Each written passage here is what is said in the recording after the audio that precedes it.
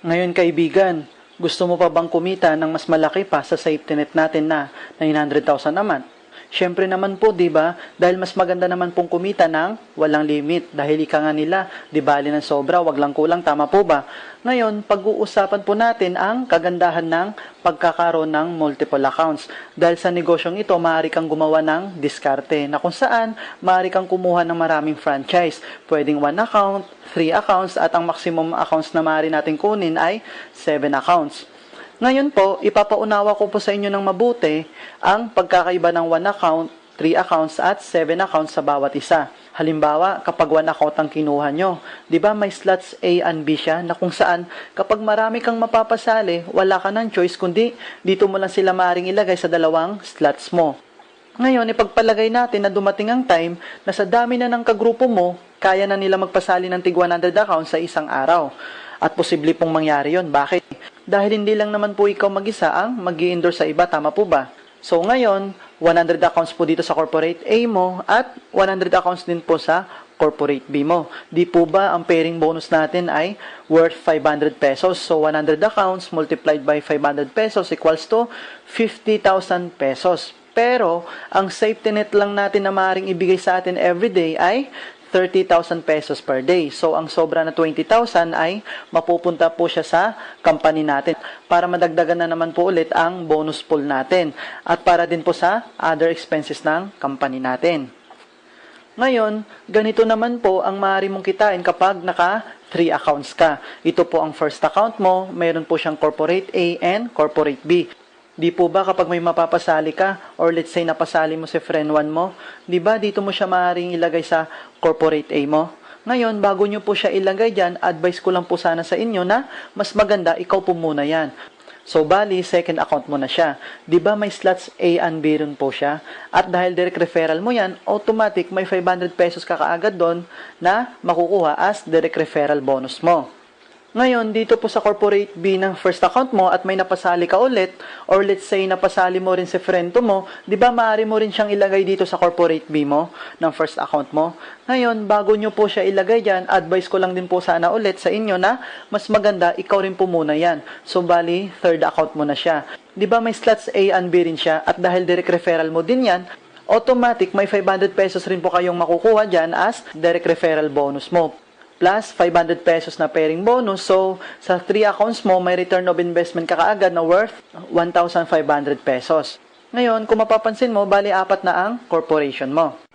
Halimbawa, yung dami na napasali mo sa 1 account mo kanina, i-apply po natin dito ngayon sa 3 accounts mo. So, may 100 accounts ka sa corporate A mo at 100 accounts ka din sa corporate B mo. Ngayon, hatiin po natin sila sa tig 50 at ilalagay po natin sila sa A at B ng second and third account mo.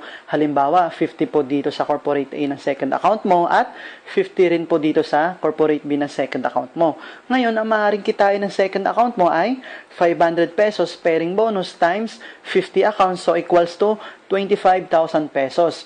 Yan po ang maaaring kitain ng second account mo. At sa third account mo naman, hatiin din po natin yung 100 accounts na nasa corporate B ng first account mo. Halimbawa, 50 rin po dito sa corporate A ng third account mo at 50 rin po dito sa corporate B ng third account mo. Ngayon, ang maaaring kitain ng third account mo ay 500 pesos pairing bonus times 50 accounts equals to 25,000 pesos din. Yan din po ang maaaring kitain na third account mo. Ngayon, kaibigan, payag ka ba na yung slots A and B na yan mapunta pa sa iba? Siyempre, mas maganda, sa'yo po muna yan o isa sa mga kamag-anak mo, tama po ba? Di ba yung second account and third account mo under ng first account mo, tama po ba? Ngayon, itong 50 accounts mo na nasa corporate A ng second account mo ay magpipair din po siya sa 50 accounts na nasa corporate B na third account mo. Di ba ang pairing bonus niya is equals to 25,000 pesos. Ngayon, ito namang 50 accounts na nasa corporate B ng second account mo ay magpipair din po siya dito sa 50 accounts na nasa corporate A ng third account mo. Di po ba ang pairing bonus niya din ay 25,000 pesos din.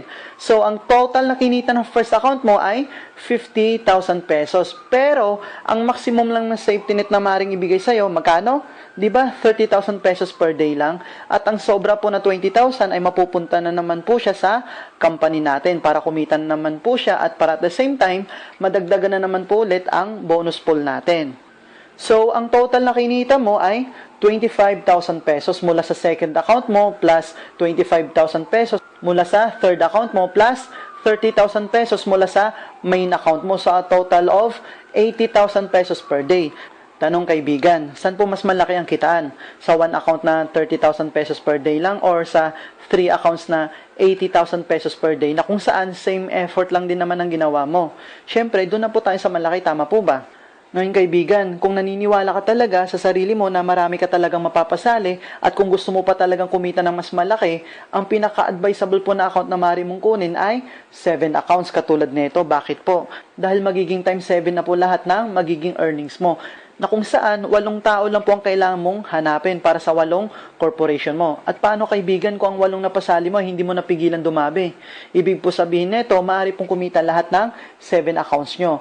Ngayon, halimbawa, yung dami na napasali mo sa 1 account at 3 accounts mo kanina, i-apply po natin dito ngayon sa 7 accounts mo, na kung saan may return of investment ka kaagad dito na worth 5,500 pesos. Eh, di ba kaibigan, kung uunawain lang po talaga natin ito ng mabuti, mas maganda po talaga ang 7 accounts dahil may return of investment ka kaagad na worth 5,500 pesos as proof of income mo. Dahil sa totoo lang po, mas madali pong magpasali ng ibang prospects kapag may proof of income ka kaagad. Tama po ba? Ngayon, dahil ikaw po ang direct referral ng mga 6 accounts na ito, automatic may tigpa 500 pesos po kayo kaagad dito na direct referral bonus mula sa second account mo, third account mo, fourth account mo, fifth account mo, sixth account mo, and seventh account nyo. Na kung saan, ang second account mo naman, may 500 pesos pairing bonus din po siya nakikitain mula naman sa pag-pair ng fourth and fifth account mo.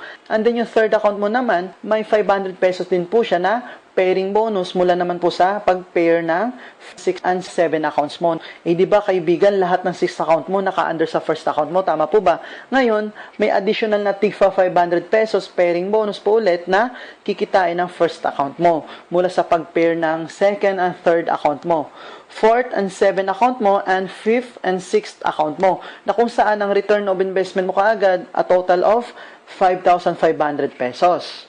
Ngayon, halimbawa, hatiin po natin lahat ng 200 accounts mo kanina na mula sa first account mo at i-distribute po natin dito sa 8 corporations ng 7 accounts mo. Ngayon, bali 25 accounts po silang lahat, bawat corporation mo, kung saan nagtototal din po siya ng 200 accounts. Ngayon, ang maaaring kitain ng fourth account mo sa pag-pair ng corporate A and B ng fourth account mo is 500 pesos pairing bonus times 25 accounts, so equals to 12,500 pesos. Ganon din po ang maaaring kitain sa pag-pair ng 5th, 6th, and 7th account nyo. So, a total na kinita mo sa third level mo is 50,000 pesos. Eh, di ba kaibigan, ang 4th and 5th account nyo ay under din po siya ng second account nyo? Tama po ba? Ngayon, may kikitain din po yung second account nyo na pairing bonus mula sa pag-pair ng corporate A ng 4th account mo sa corporate B ng 5th account mo. So, a total of 12,500 pesos. Ganon din po sa pag-pair ng corporate B ng 4th account mo sa corporate A ng 5th account mo. So, a total of 12,500 pesos din. Ganon din po ang mangyayari sa third account mo. Bali, kikita din po siya mula sa pag-pair ng corporate A ng 6th account mo sa corporate B ng 7th account mo. So, a total of 12,500 pesos din. Plus, 12,500 pesos ulit mula sa pag-pair ng corporate B ng 6th account mo sa corporate A ng 7th account mo. So, ang total na kinita ng second level mo is 50,000 pesos. Eh, di ba kaibigan, lahat ng 6 accounts mo under ng first account mo, tama po ba? Ngayon, ang maaari namang kitain ng first account mo sa mga pairing bonus ng ibang corporations mo ay ito. Ngayon, yung corporate A ng 4th account mo ay magpe-pair po siya sa corporate B ng 7th account mo. So, a total of 12,500 pesos. And then, itong corporate B ng 4th account mo ay magpe-pair din po siya sa corporate A ng 7th account mo. Then, a total of 12,500 pesos din, pairing bonus. Eh, di ba kaibigan, itong corporate A ng 5th account mo ay magpe-pair din po siya sa corporate B ng 6th account mo. So, a total of 12,500 pesos din. Tama po ba? And then lastly, na pairing bonus is, itong corporate B ng 5th account mo ay magpe-pair din po siya sa corporate A ng 6th account mo. So, a total of 12,500 pesos din. Ngayon, ang total na kinita ng first account mo is 50,000 pesos. Pero kaibigan, magkano po ulit ang safety net everyday ng every account mo? Di po ba 30,000 per day lang?